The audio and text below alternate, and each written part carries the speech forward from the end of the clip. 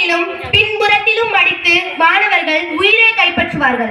உயிர் பறிக்கப்படும் வேளையில் ஈரமான கம்பளியிலிருந்து ரோமத்தை பிடுங்குவது போன்று வேதனை மிகுதியாக இருக்கும். எம்பெருமானார் நபிகள் நாயகம் ஸல்லல்லாஹு அலைஹி வஸல்லம் அவர்கள் கூறினார்கள், இறை மறுப்பாளரது உயிர் இந்த உலக தொடர்பை விட்டு துண்டித்து மறுமையை நோக்கியதாக இருக்கும் பொழுது கருத்த நிறமுடைய வானவர்கள் வானிலிருந்து அவர்கிட்ட வருவாங்க. அவன் செய்த பாவங்களுக்கான பயன் அவ்வானவர்கள் அவனது பார்வை எட்டும் தூரம் வரை அமர்ந்திருப்பார்கள். உயிரை கைப்பற்றும் வானவர் அவனுக்கு தலைக்கு அருகில் வந்து அமர்வார். அவர் கூறுவார், கெட்ட ஆன்மாவே, அல்லாஹ்வின் அதிருப்தியுடனும் கோபத்துடனும் நீ வெளியேறு என கூறுவார். அந்த ஆன்மா வெளியேறுமா? வெளியேற மறுக்கும். ஈரமான கம்பளியிலிருந்து ரோமத்தை பிடுங்குவது போன்று அந்த உடலிலிருந்து உயிர் கைப்பற்றி கண் சிமிட்டும் வினாடிகள் கூட தன் கைகளில் வைத்திருக்காமல் அந்த துணிகளில் சேர்த்து விடுவார்கள். பூமியில் இறந்து போய் அழுகி போன பிரேதத்திலிருந்து வரும் துர்நாற்றம் போன்று அந்த உயிரிலிருந்து வாடை வெளியேறும்.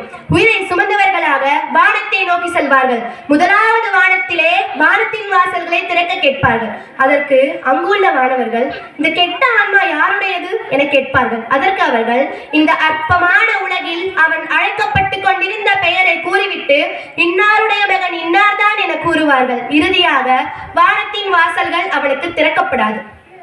நமது வசனங்களை பொய்யென கருதி நம்மை புறக்கணிப்போருக்கு வானத்தின் வாசல்கள் திறக்கப்படாது. ஊசி துவாரத்திலே ஒட்டகம் நுழையும் வரை அவர்கள் சொர்க்கத்தில் நுழையவே மாட்டார்கள்.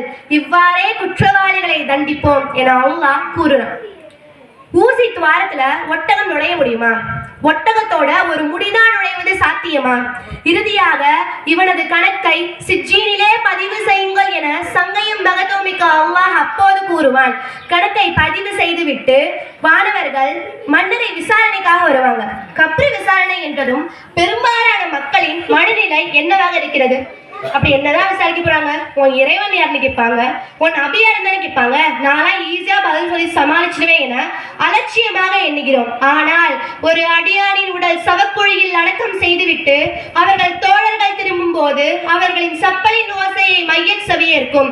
அப்போது கருத்த நிறமும் நீல நிற கண்களும் கோர தோற்றமுடைய வானவர்கள் அவனை கேள்வி கேட்பதற்காக வருவார்கள். அவர்கள் கேட்பார்கள், இந்த மனிதரை பற்றி நீ என்ன கருதினாய் என கேட்பார்கள். அதற்கு அவன், இவரை பற்றி நான் பரவலாக பேசிக் கொண்டிருந்ததை கேட்டிருக்கிறேன், மற்றபடி இவரை பற்றி எனக்கு எதுவும் தெரியாது என கூறுவான்.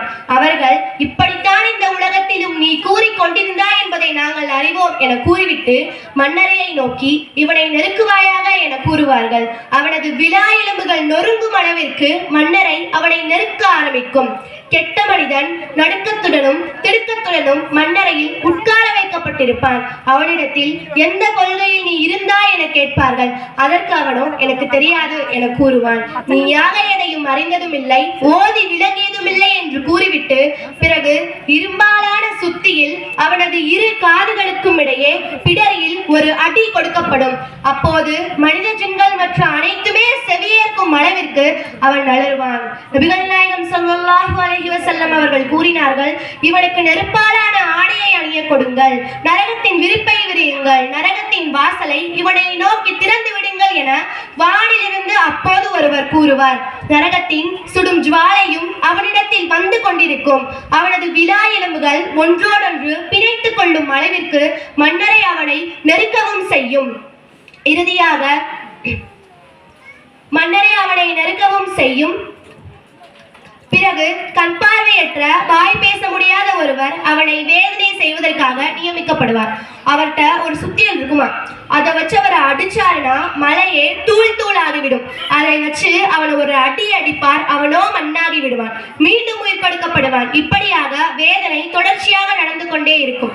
இவ்வாறான வேளையில் இறை நம்பிக்கை கொண்டு இறைவனை முழுவதுமாக ஈமான் கொண்டு இஸ்லாத்தில் தன்னை அர்ப்பணித்துக் கொண்ட முஅ்மினான இறை நம்பிக்கையாளர்களின் நிலை என்னவாக இருக்கும்?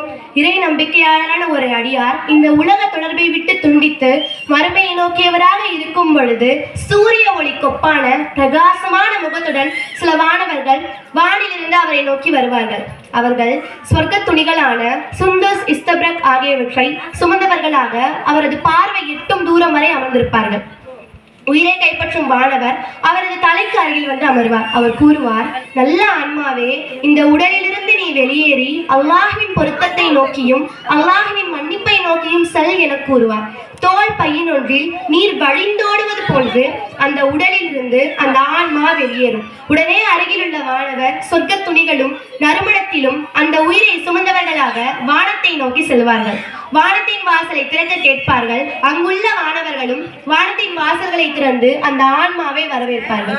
இவ்விதமே அனைத்து வானங்களிலும் நடைபெறும். இறுதியாக 7வது வானத்தை வந்தடைந்தவுடன் அல்லாஹ் கூறுவான், எனது இந்த அடியானின் கணக்கை இல்லியினிலே பதிவு செய்துவிட்டு பூமியில் உள்ள அவரது உடலில் உயிரை சேர்த்து விடுங்கள் என கூறுவான். கப்ரி விசாரணையும் துவங்க ஆரம்பிக்கும். கேட்கப்படும் கேள்விகளுக்கு திக்காமலும் திணறாமலும் மிகவும் எளிதாக பதிலளிப்பார். அவரிடத்தில் முகமது எனும் மனிதரை பற்றி நீ என்ன கருதுகிறார் என கேட்பார்கள். அதற்கு அவர், இவர் அல்லாஹ்வின் தூதரும் அடியாரும் ஆவார் என நான் சாட்சி சொல்கிறேன் என்பார். பிறகு அவரிடம், நீ கெட்டவனாக இருந்திருந்தால் இதுவே உனது தங்குமிடம் என நரகத்தை கூறிவிட்டு நீ நல்லவனாகவும் இறைவன் வழி நடப்பவனாகவும் இருந்திருப்பதால் இறைவன் இதற்கு பதிலாக உனக்கு சுவனத்தில் தங்குமிடத்தை ஏற்படுத்தியுள்ளான் என கூறுவார்கள். அவர் அவ்விரண்டையும் ஒரே நேரத்தில் காண்பார். பிறகு அவருக்கு சொர்க்கத்தின் விரிப்பு, சொர்க்கத்தின் நறுமணம் கமழ வசந்தமான காற்று, விசாலமான கப்ரி என இறைவன் பல இன்பங்களை நல்லடியாருக்கு மண்ணறையிலே வழங்குவான். பிறகு அவரிடத்தில் உறங்குங்கள் என கூறுவார்கள். அதற்கு அவர், யா ரப்பே, நான் உனது விருப்பமுள்ள அடியானாக இருப்பதையும் சொர்க்கத்திற்குரியவனாக இருப்பதையும் எனது குடும்பத்தார் அறிய வேண்டாமா என கேட்பார்.